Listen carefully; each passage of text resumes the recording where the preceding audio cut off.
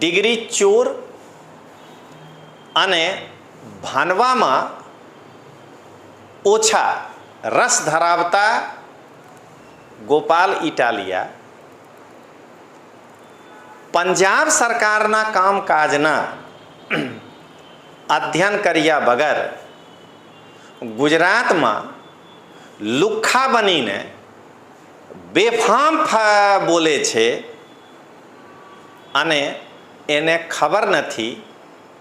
કે ગુજરાતમાં 25 વર્ષોથી